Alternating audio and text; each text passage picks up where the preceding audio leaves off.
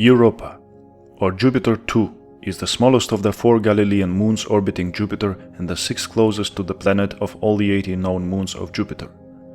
It is also the 6th largest moon in the solar system. Europa was discovered in 1610 by Galileo Galilei and was named after Europa, the Phoenician mother of King Minos of Crete and lover of Zeus, the Greek equivalent of the Roman god Jupiter. Decades ago, science fiction offered a hypothetical scenario. What if alien life were thriving in an ocean beneath the icy surface of Jupiter's moon, Europa? An ocean pulled Europa out of obscurity and into the limelight where it has remained, stoking the imaginations of people both within and outside the science community who fantasize about humans discovering life beyond Earth. That fantasy, however, may be grounded in reality. From ground-based telescopes, scientists knew that Europa's surface is mostly water ice, and scientists have found strong evidence that beneath the ice crust is an ocean of liquid water or slushy ice. In 1979, the 2 Voyager spacecrafts passed through the Jovian system, providing the first hints that Europa might contain liquid water. Then, ground-based telescopes on Earth, along with the Galileo spacecraft and space telescopes, have increased scientists' confidence for a European ocean.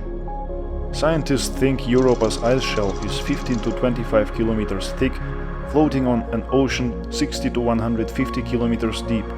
So while Europa is only 1/4 the diameter of Earth, its ocean may contain twice as much water as all of Earth's oceans combined. Europa's vast and unfathomably deep ocean is widely considered the most promising place to look for life beyond Earth.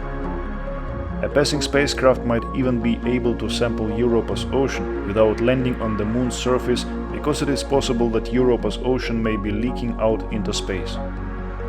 While no plumes were observed while the Galileo spacecraft was in the Jupiter system in the 1990s, more recent observations from telescopes such as the Hubble Space Telescope, as well as a reanalysis of some data from the Galileo spacecraft, have suggested that it is possible that thin plumes of water are being ejected 160 kilometers above Europa's surface.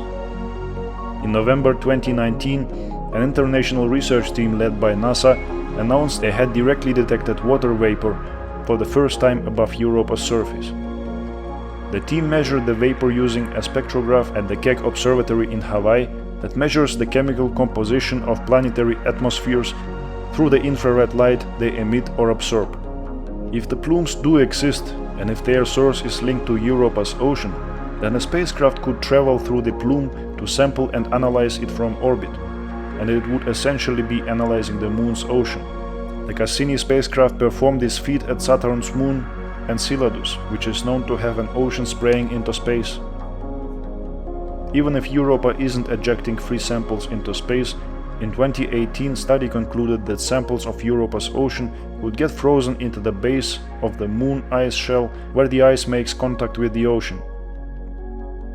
As the ice shell distorts and flexes from tidal forces, warmer and less dense ice would rise, carrying the ocean samples to the surface, where a spacecraft could analyze it remotely using infrared and ultraviolet instruments, among others. Scientists could then study the material's composition to determine whether Europa's ocean might be hospitable for some form of life.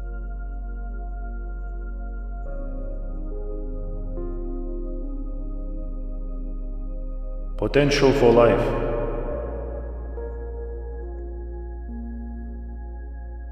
Life as we know it seems to have 3 main requirements: liquid water, the appropriate chemical elements, and an energy source. Astrobiologists, scientists who study the origin, evolution, and future of life in the universe, believe Europa has abundant water and the right chemical elements, but an energy source on Europa has been difficult to confirm. On Earth, life forms have been found thriving near subterranean volcanoes, deep-sea vents, and other extreme environments.